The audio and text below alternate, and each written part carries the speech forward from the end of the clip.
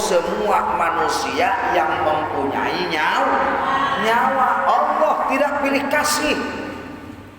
Ada yang baru lahir mati, umur 1 bulan mati, tuh 1 tahun mati, 2 tahun mati, perawan mati, tuh bujangan mati. Semuanya tidak ada lagi umpama saya mah orang kaya matinya nanti, umpama saya masih miskin matinya nanti, tidak ada. Bahkan nyawa manusia Allah menentukan dengan ketentuan Allah, bukan ditentukan oleh kita. Walaupun umpamanya ada orang yang berbahasanya begini, kalau seandainya tidak dibawa ke rumah sakit, pasti anak saya mati, karena Allah belum menentukan kematiannya. Tuh. Anak muda mati, orang tua mati, tuh remaja mati, nenek-nenek mati. Tuh. Kadang-kadang orang ngomongnya suka salah. Saya mah masih muda, masih jauh ke alam kubur. Ada yang suka ngomong begitu. Itu salah. Sebenarnya kematian itu rahasia Allah. Lagi di jalan mati, lagi tidur mati, yang sakit mati, yang sehat mati. Tuh. Semalam masih ingat, 2 minggu kemarin anaknya ngurusin bapaknya di rumah sakit Cengkareng. Bapaknya dibawa pulang, anaknya meninggal. Padahal anaknya yang ngurusin bapaknya. Itu umur tidak ada yang tahu. Umur tidak ada yang tahu.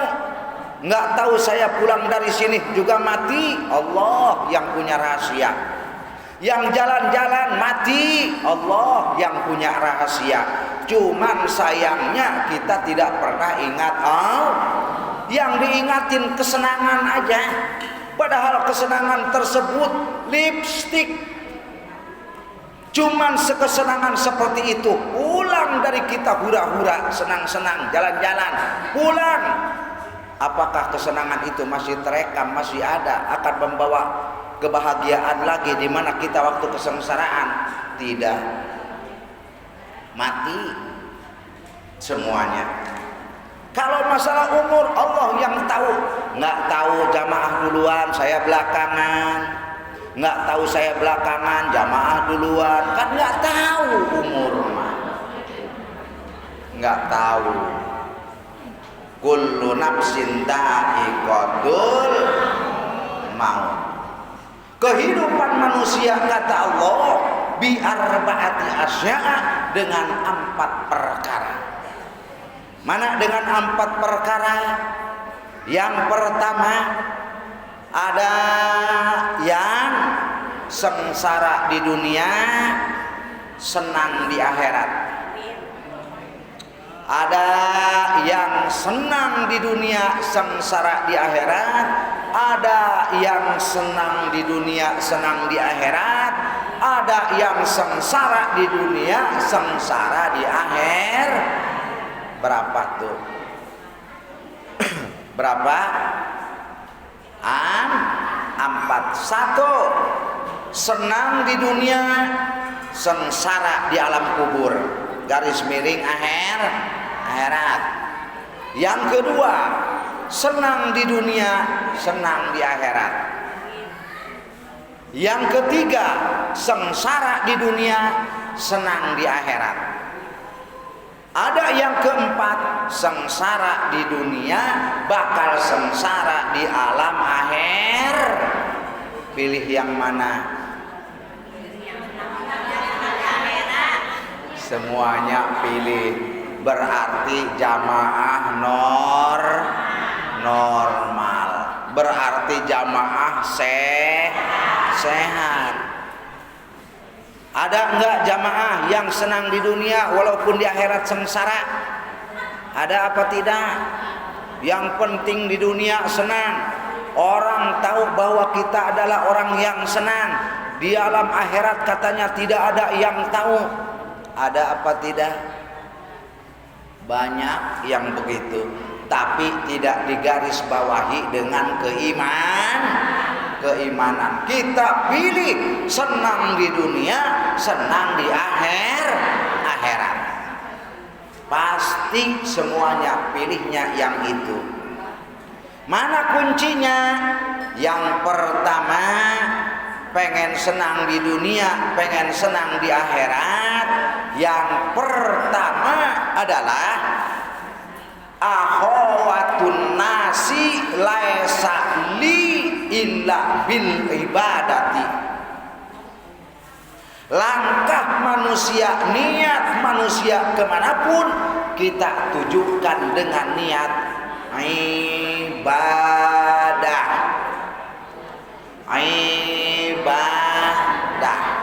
Kadang-kadang kita ngomongnya juga suka salah.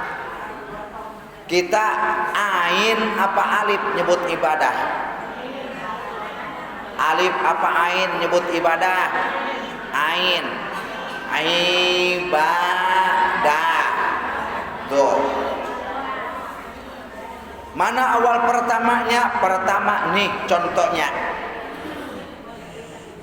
Manin taqalla liyata'allamal ilma ghufirolahu qabla ayyah tua. Barang siapa dari rumah menuju majlis taklim baru niat aja bahwa hari Minggu besok tanggal berapa nih? Tanggal berapa? Tanggal 19. Tanggal 19 hari Minggu di masjid bakal mengadakan pengajian. Saya mau berangkat ke pengajian.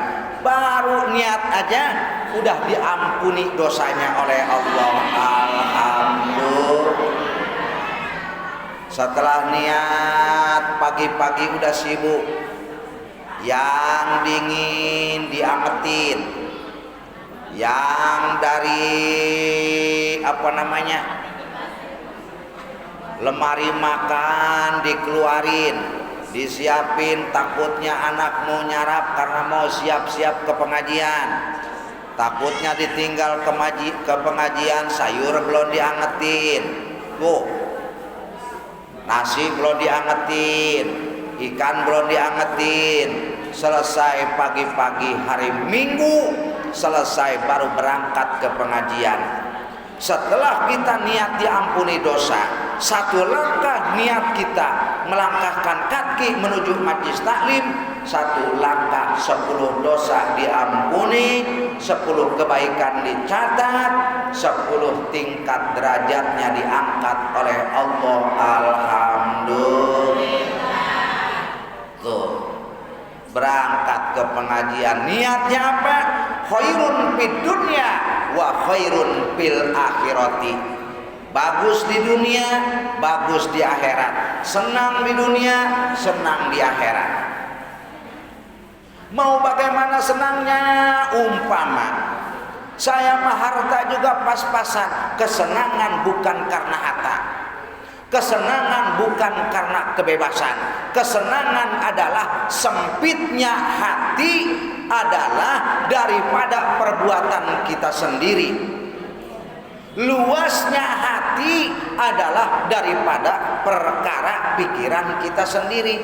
Itu yang bikin senang kita. Yang ada kita merasa cukup. Yang tidak ada kita nantikan adalah datang dari Allah. Itu jangan kita paksakan yang tidak ada harus ada. Yang kecil kita usahakan harus besar. Yang membesarkan Allah, yang mengadakan Allah, kita mah hanya bersyukur kepada Allah dengan syariat. Oh, dengan ikhtiar. Ikhtiar kita apakah kita yang menghasilkan? Bukan. Yang menghasilkan mah yang menghasilkan mah Allah. Tuh. Contoh deh guru kita, usaha apa, bisnis apa, dagang apa, cuman keliling ke majelis taklim terus. Tuh, yang kerja, yang pegawai kantor, nggak punya kontrakan, guru kita kontrakannya banyak. Tuh, itu contoh itu. Tuh, yang kerja, yang bisnis, mobil ngeridit. Tuh, guru kita cuman kaca kucuk ke majelis taklim doang.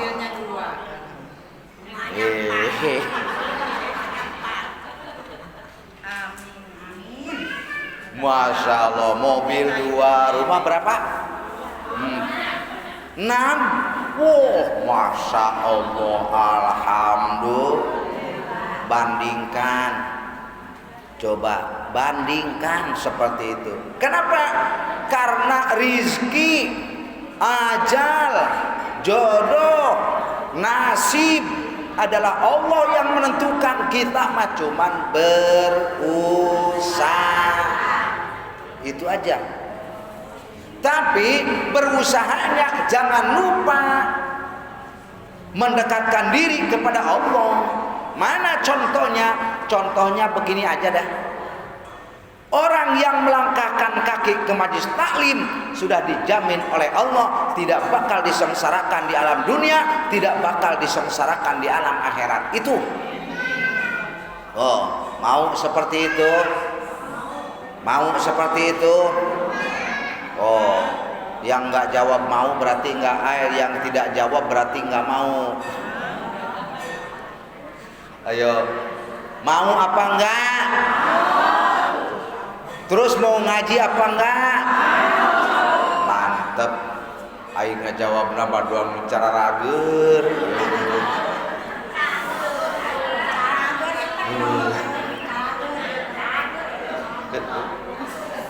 Nah, insya alhamdulillahirabbil alamin. Orang yang mendapatkan senang di dunia dan senang di akhirat, kesenangan itu bukan karena harta, kesenangan bukan karena jabatan, kesenangan bukan karena kedudukan, kesenangan bukan karena sawahnya banyak, tanahnya banyak, umpama, bukan. Orang kesenangan di dunia, mendapatkan senangnya di dunia adalah lapang dada, sempitnya hati dari kita, lapangnya hati dari kita. Apa kuncinya? Tuh, apa kuncinya? 3 huruf, sin, kaf, ro. Apa? Syukur. 3 perkara. Syukur. Kecil kita nikmatin dan syukuri, besar kita nikmatin dan syukuri.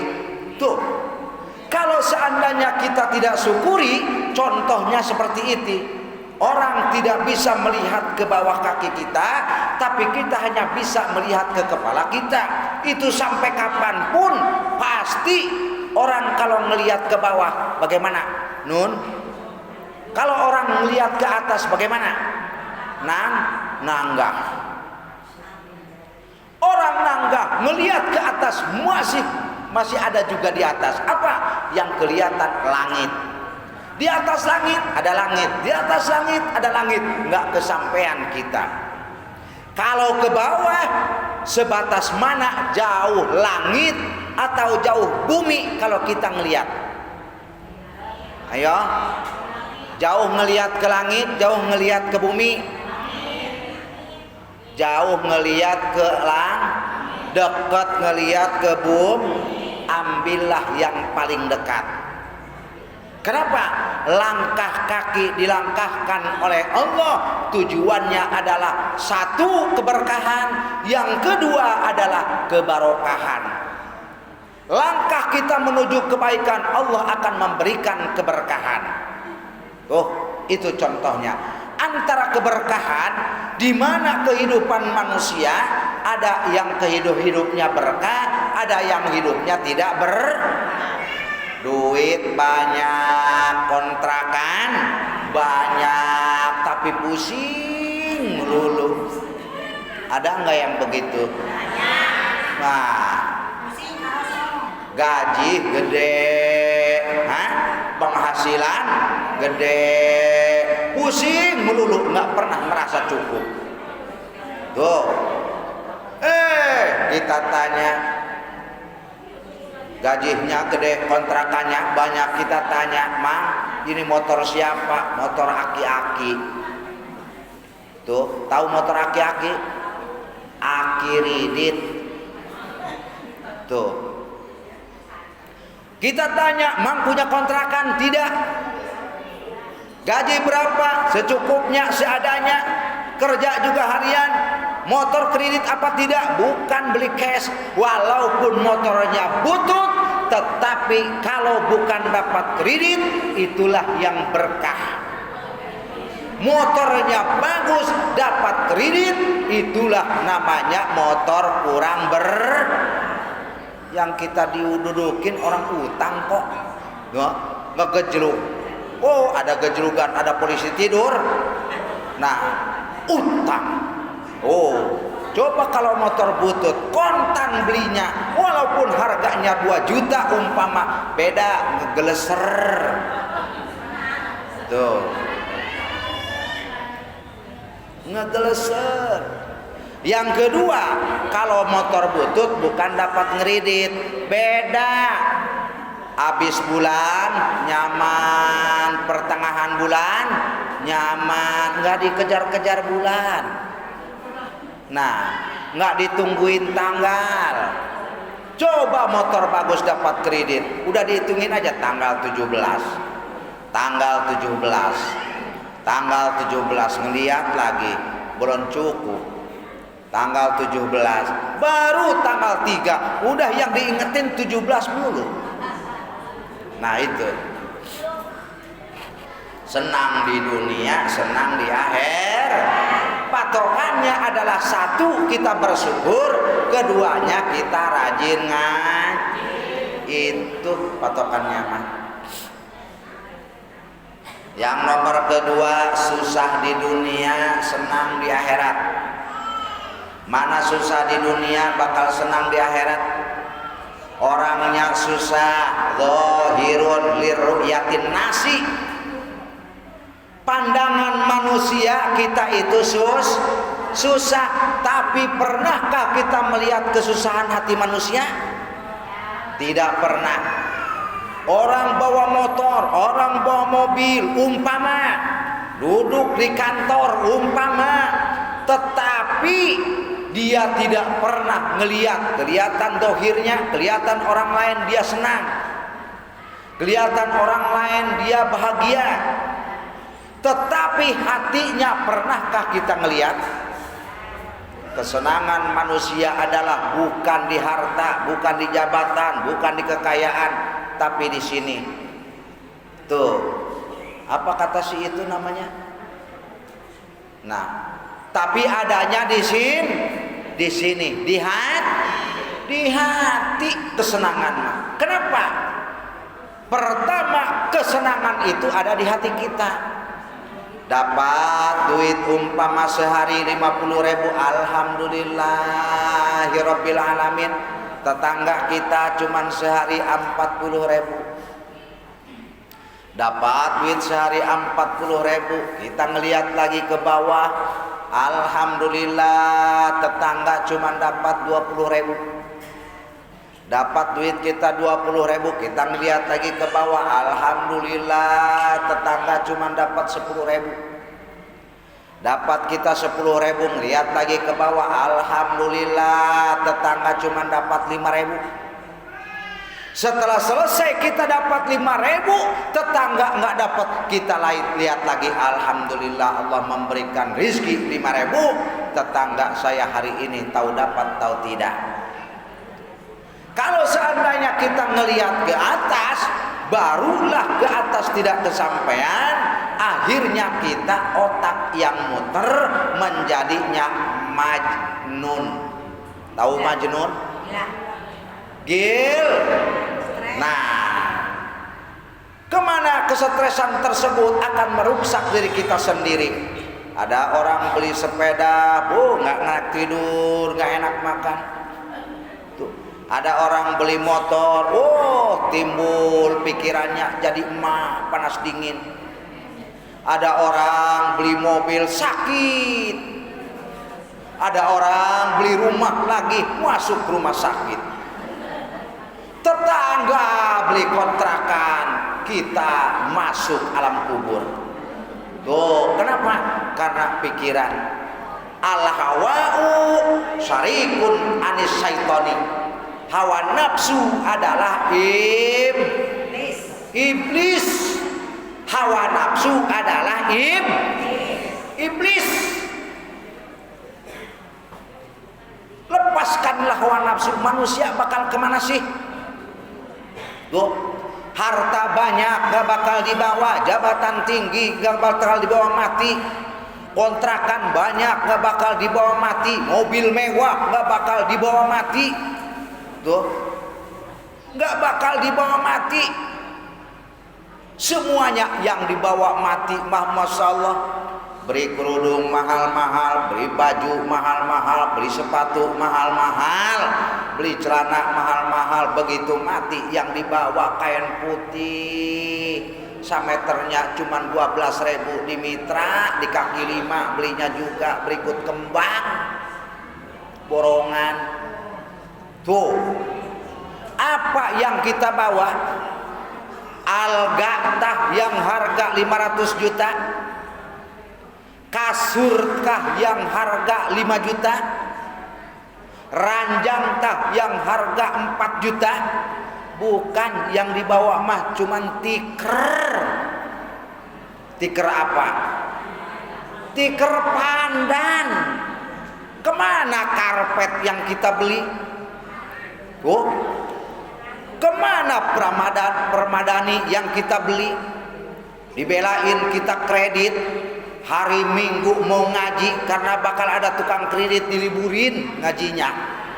Nggak ngaji dulu Ustazah. Kenapa? Nungguin tukang kredit.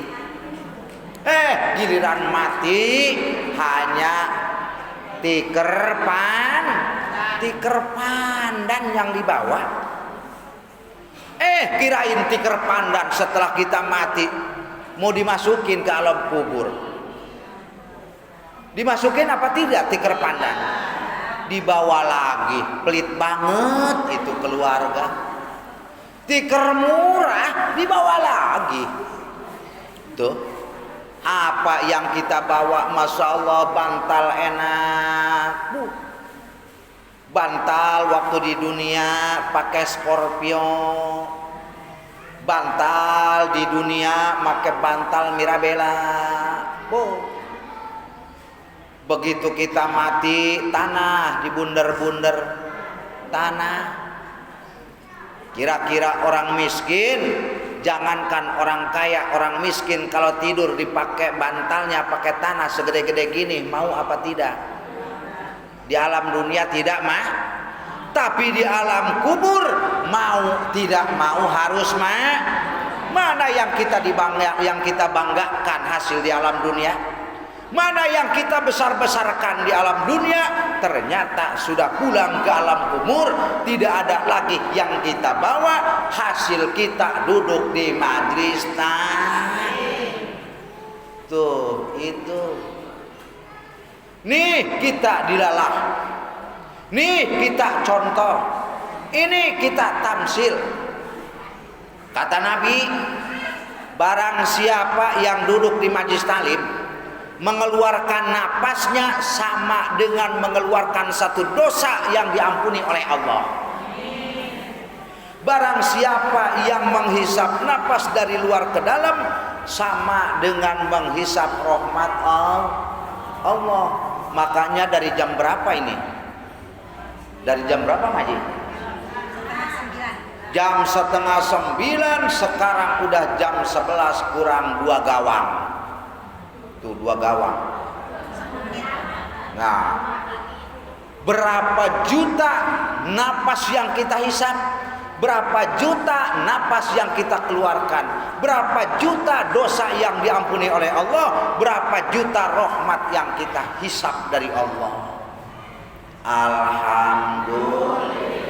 Maka ada bahasanya Imam Ghazali mengatakan, orang yang berangkat ke majelis taklim adalah orang yang berangkat menuju surganya Allah.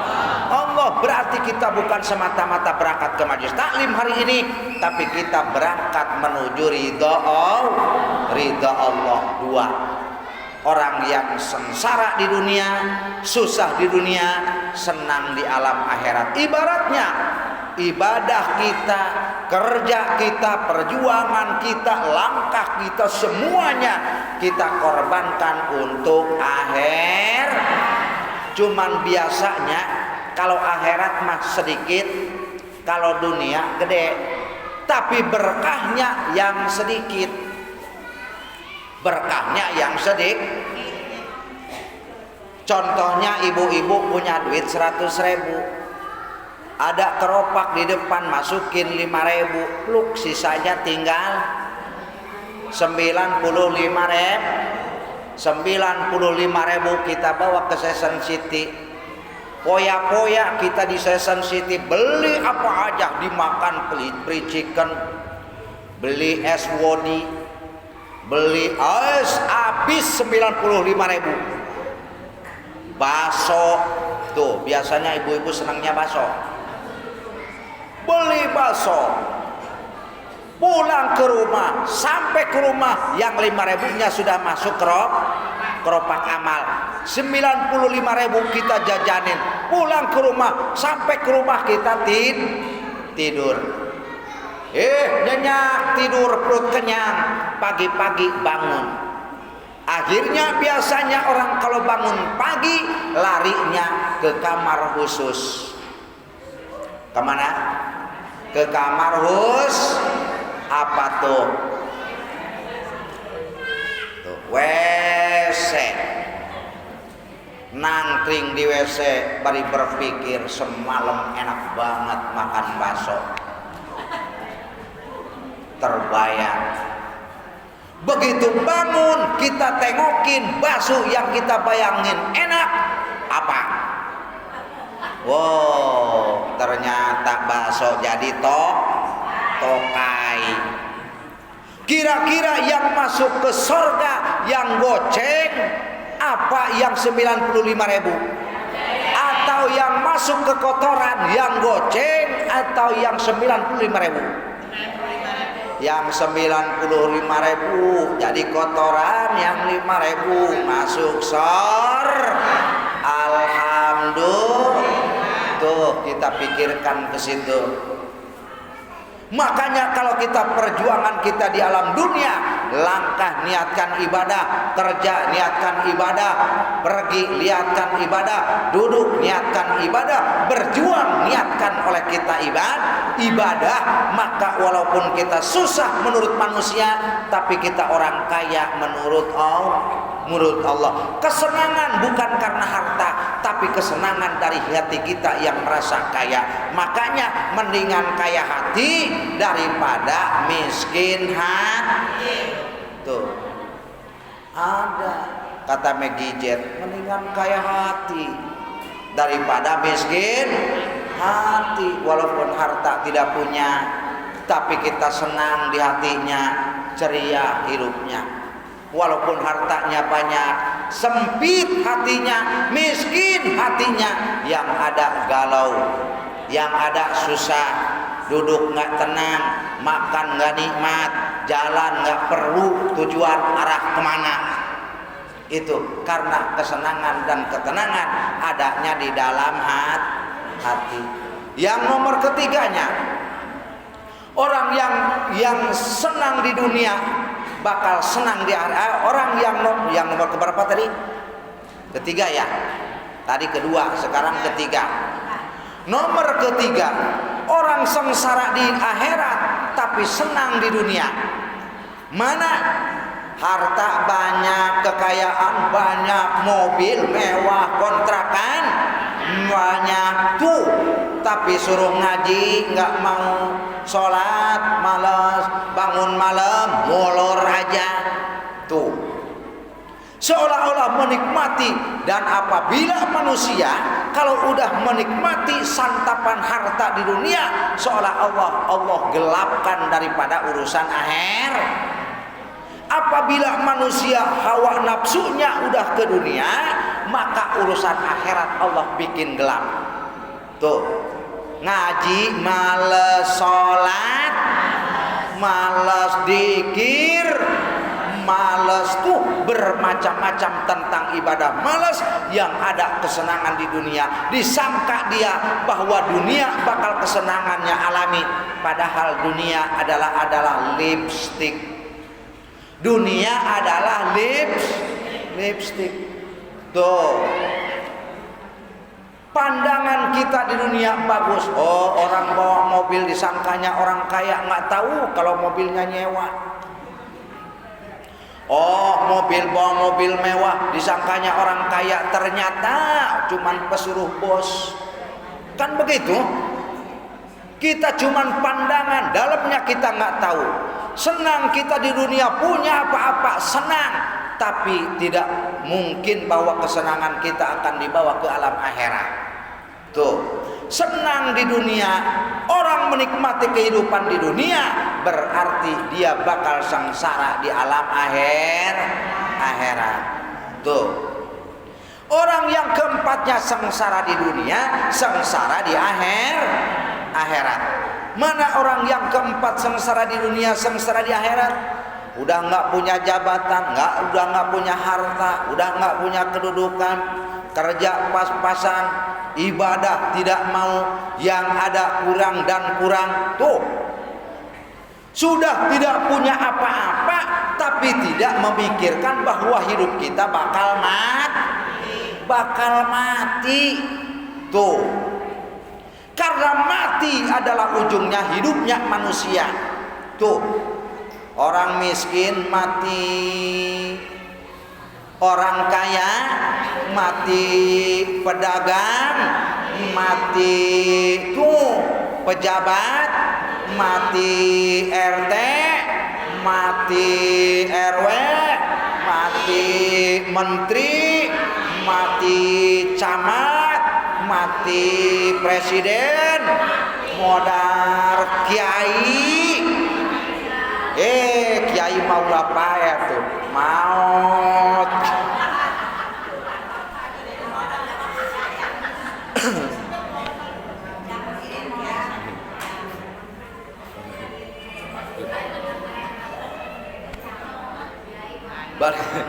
Balik lagi, nggak beres ini mah. Nah, ustazah, kiai, maut, RT, RW, lurah, pejabat mati. Tuh, masa begini? Innalillahi wa inna ilaihi raji'un, ustazah mati, kejam. Beda, ya. Awas. Semuanya tidak luput daripada kematian, maka datang kalimat kullu nafsin dha'iqatul. Tapi kita pikirkan kematian itu bukan karena setelah mati beres selesai, tidak ada. Selesai kita mati, dikubur, 7 langkah habis nguburin, datanglah petugas Satpol PP yang namanya Munkar Nakir. Tuh, yang menjawab apakah mulut? Bukan. Mulut digembok, 70 gembok nempel di bibir supaya jangan bisa ngejawab. Walaupun di alam dunia kita ngapalin man rabbuka Allah, wa imamuka kiblatullah Ka'bah, wa nabiyuka Muhammad bin Abdullah Rasulullah, umpama. Tuh, diapalin di alam dunia, di sono di alam kubur digembok 70 gembok. Man rabbuka, jamaah pengajian majlis taklim, man rabbuka diem aja. wa imamuka, diem aja.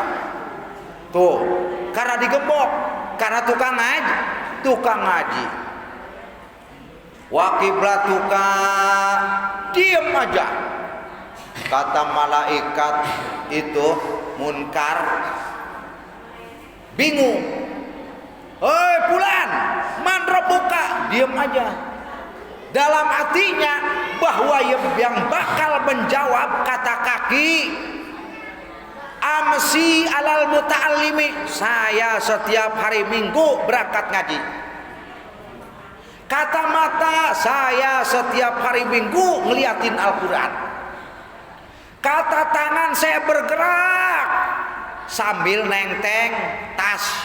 Kemana? Ke majlis taklim. Semua anggota menjawab. Tuh, kata malaikat Munkar, man rabbuka, diem aja. Wa imamuka, diem aja.